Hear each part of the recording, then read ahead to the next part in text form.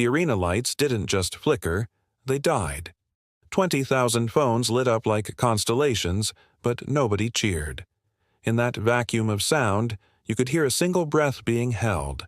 Then, boom, her name hit the Titantron in blood-red kanji. LeBrock.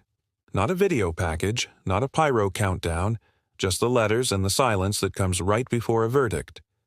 Commentary went mute. Fans who'd spent the whole night screaming sat frozen, mouths half open, waiting to see if the rumor was true.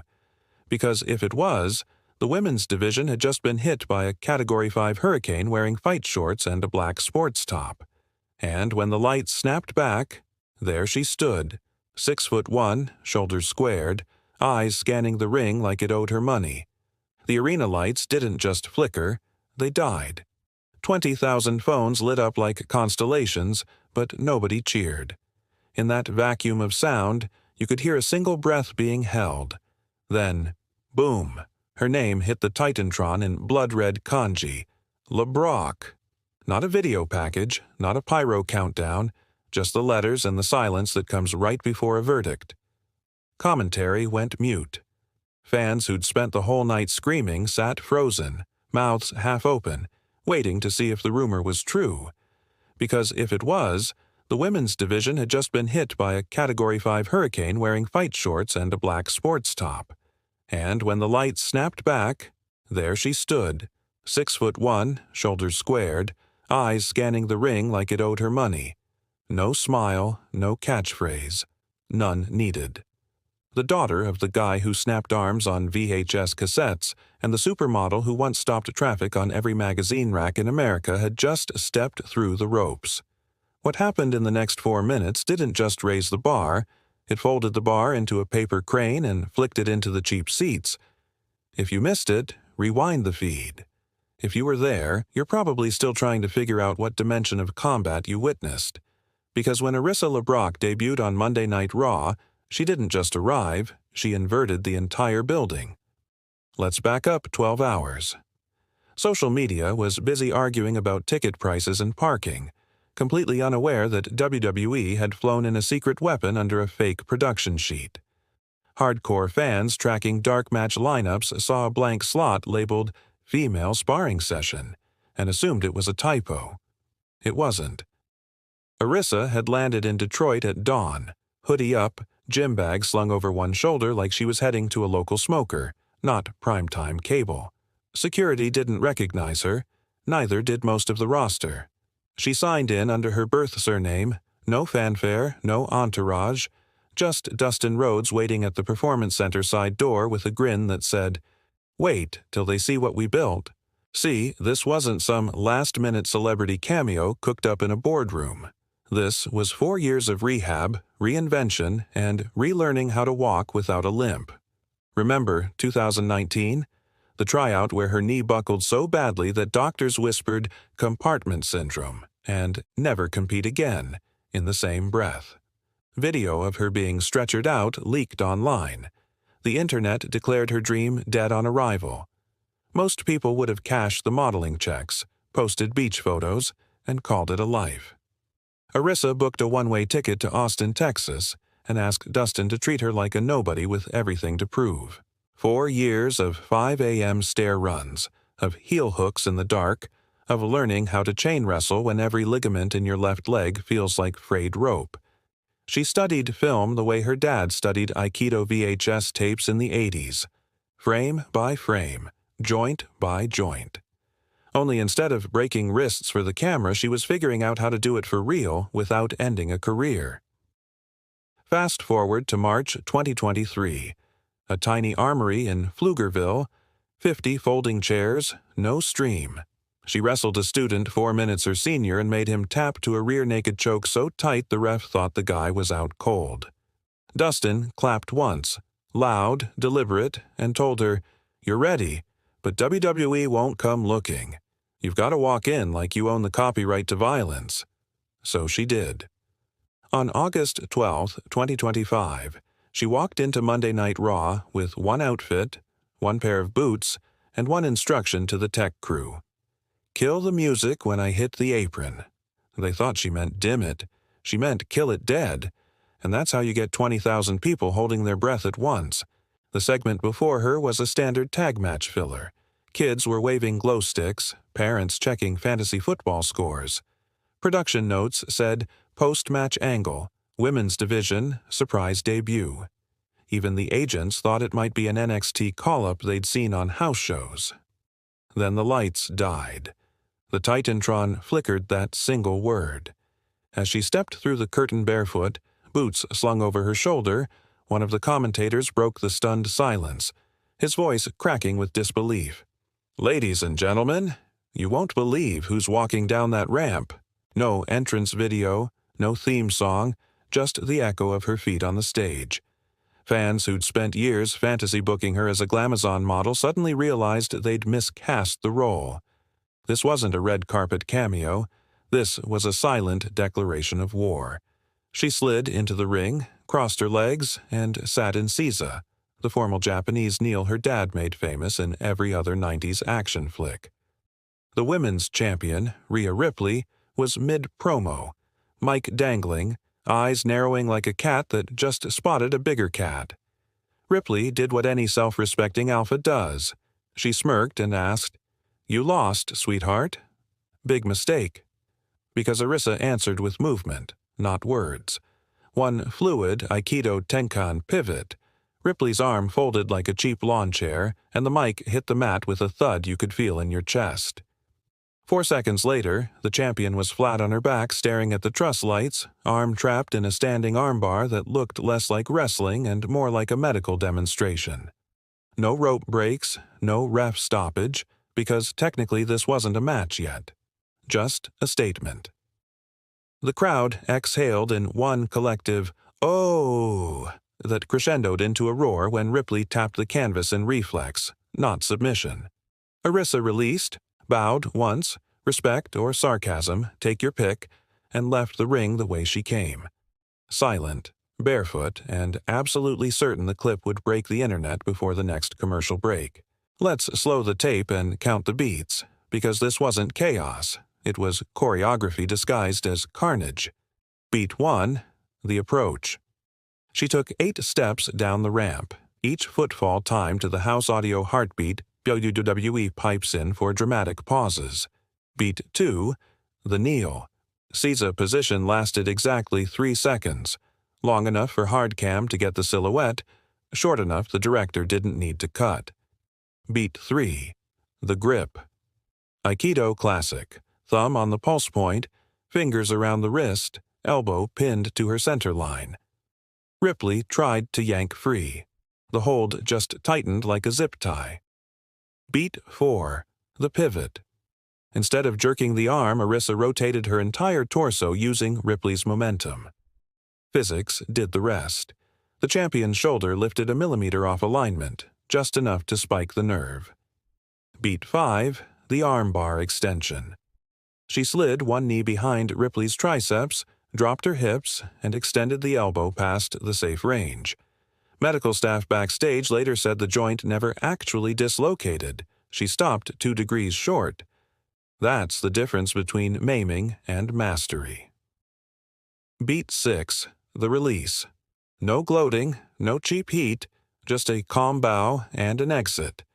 Total elapsed time, 42 seconds. The segment never made the scripted run sheet, so the commentary team lost all professionalism. Their words dissolved into pure, reactive shouting, unable to keep up as they witnessed something so authentic. By the time the next match started, Arissa LeBrock was trending above a hurricane warning. WWE's own clip hit 10 million views before sunrise, dwarfing the main event angle. Ripley sold the arm the entire night, icing it at ringside, adding layers of legitimacy. Backstage rumors say Vince McMahon, watching from Stamford, simply nodded once and muttered, "That's how you debut a damn star." The live crowd didn't pop huge at first. They gasped. That gasp was the ignition spark in a tank of gasoline. As LeBrock locked in the armbar, the entire arena was on their feet, the initial shock turning into a wall of sound. One commentator yelled over the noise, This arena has completely lost it.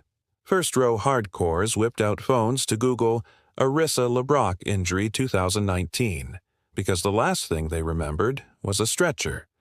Parents who only knew Steven Seagal from late-night reruns leaned over to explain to their kids, "That's the guy who broke Sean Connery's arm in that submarine movie." By the time she'd released the hold, the entire arena had synchronized into a primal, thunderous chant, "Seagal, Seagal, Seagal." It wasn't prompted by a Titantron. It was the purest form of organic crowd reaction WWE has captured since Kofi Mania. Social chatter inside the building flipped every 30 seconds. Wait, is this scripted? Did Ripley just legit tap?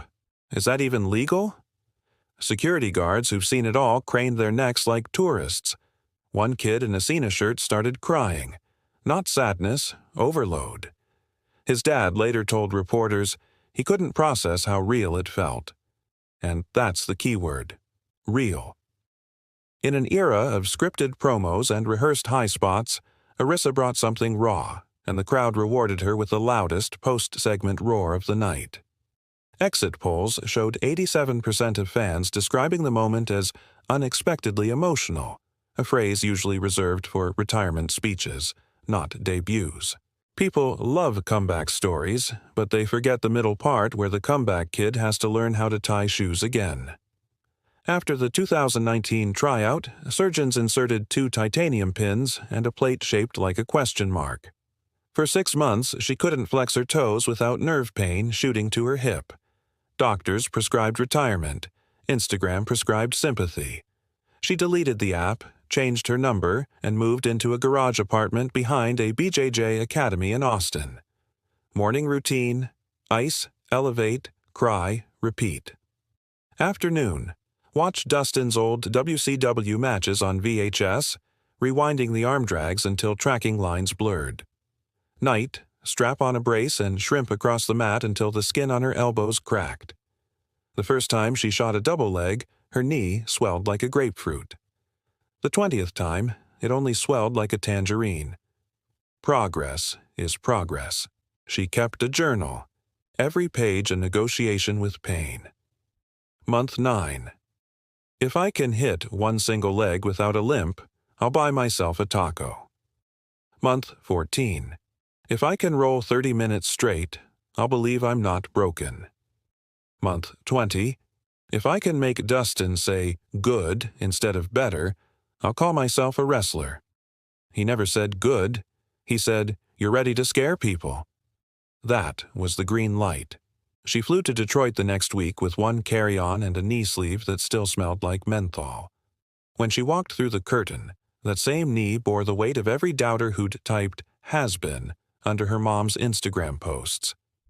And it didn't buckle. That's why the silent entrance worked. She'd already fought the noisiest battle possible, against her own body, and she'd won. Wrestling fans are used to striker flippy hybrids or powerhouse hosses.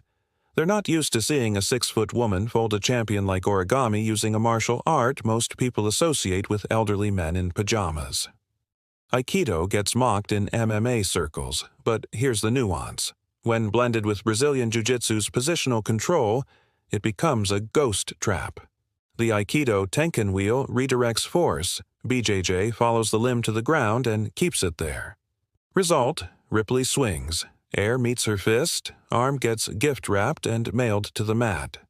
Wrestling purists popped because it looked like a textbook arm drag into a submission chain. MMA nerds popped because it was basically a real Kimura setup. Casuals popped because, well, the champ just tapped and nobody had to explain why that matters. Arissa never threw a punch, never climbed a turnbuckle, never needed to. Her entire offense was 3 moves: entry, misdirection, finish. It's the minimalist approach that made Brock Lesnar feel like a monster, except she does it with grace instead of carnage. Expect every indie promotion to hotshot Aikido Jiu-Jitsu clinics next month, missing the point that you can't teach feel. She has it, they don't. And that's why the women's division just split into 2 eras, pre-LeBrock and post-LeBrock. Smash that subscribe button if you want to see how this story unfolds live, Because rumor has it she's got a match officially sanctioned for next month, and we'll be breaking it down move by move right here. Hit the bell so YouTube actually tells you when we drop the breakdown. Within minutes of the angle, wrestlers backstage were crowded around the monitor, completely shocked. Every woman on the roster posted some version of the eyes emoji. Becky Lynch. Interesting. Charlotte. Line them up. Bianca Belair. I got next.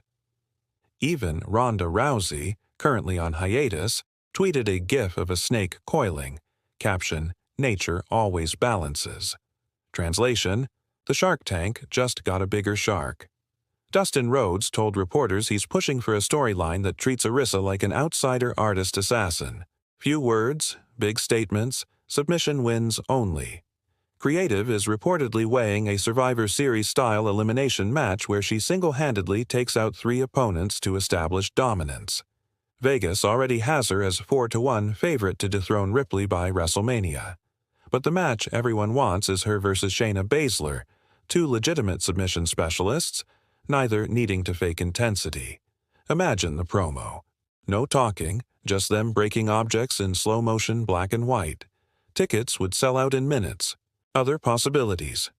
Versus Asuka, technical chess match. Versus Io.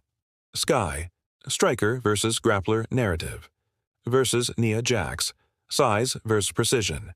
And each pairing writes itself, which means WWE has struck oil at the exact moment ratings need a jolt. The biggest question isn't who she faces first. It's how fast can creative avoid the Superman problem, making her so dominant there's no drama. Early reports say she's willing to sell, to bleed, to lose if the story earns it. That humility is what separates a novelty act from a cornerstone. WWE Shop uploaded a blackout t-shirt at 3 a.m. Simple white letters, LeBrock, across the chest. It sold out in 7 minutes, crashed the Shopify backend, and trended above Taylor Swift tickets. ESPN ran the clip on SportsCenter with the subtitle, "Is this the future of women's combat sports?" Forbes called her debut the most effective celebrity crossover since Tyson boxed. Stock analysts upgraded WWE to buy, citing viral momentum. All from 42 seconds of silence and 1 submission. Advertisers are already circling. Energy drink companies, women's athletic gear, even a luxury watch brand that wants to market precision under pressure. But Arissa reportedly told her team she'll only endorse products that align with recovery and resilience. No energy drinks that cause jitters, no fast fashion. That authenticity is catnip to marketers tired of influencer fatigue. Expect a documentary announcement within weeks, probably Netflix, probably titled Silent Arrow, or some nod to her quiet brand of warfare. And every revenue stream pushes WWE closer to letting her keep the mystique. No forced rap entrance themes, no cheesy catchphrases. In a company that loves to overscript, her biggest ally might be the balance sheet proving less is more. Let's address the elephant in the arena. Her last name opens doors, but it also installs spotlights that burn. Critics already claim she's nepotism in tights, ignoring the 4-year injury rehab, the thousands of unpaid training hours, the student showcase matches in front of 40 people. She's combating that the only way possible, by being undeniable. Every interview she gives, she redirects to her coaches, her training partners, her mom's mantra, "Beauty ages, grit doesn't." She refuses to mention her dad unless asked directly, and even then she credits his Aikido philosophy, not his fame. Fans respect that humility. It flips the narrative from celebrity kid to gritty survivor. Ripley selling the arm for 2 weeks straight helps. Every replay is a reminder the move worked because it was applied by someone who knew the anatomy. Eventually, the commentators will stop saying, "daughter of Steven Seagal," and start saying, "submission machine," the same way they stopped calling Charlotte Rick's kid. Until then, she's embracing the shadow, naming her finish the origami arm as a tongue-in-cheek nod to folding opponents like paper. Self-awareness plus authenticity equals longevity, and longevity is how you turn a debut into a dynasty. Kurt Angle on his podcast. She understands leverage like a gold medalist. I offered to coach her. She said, maybe later, which tells me she's smart enough to pace her learning. Trish Stratus. I thought my Stratusfaction was crisp. Her wrist control is scary. I'd come out of retirement for that match. Even UFC's Amanda Nunes posted, somebody sign her for a submission-only grappling league, please. When legends volunteer, you know the impact is real. Dustin Rhodes gets the last word. I trained a lot of kids. Some got heart, some got body. She's the first I've seen with both, plus an extra gear called, I've already died once. You can't teach that. Translation: the hype isn't corporate smoke. It's peer-reviewed.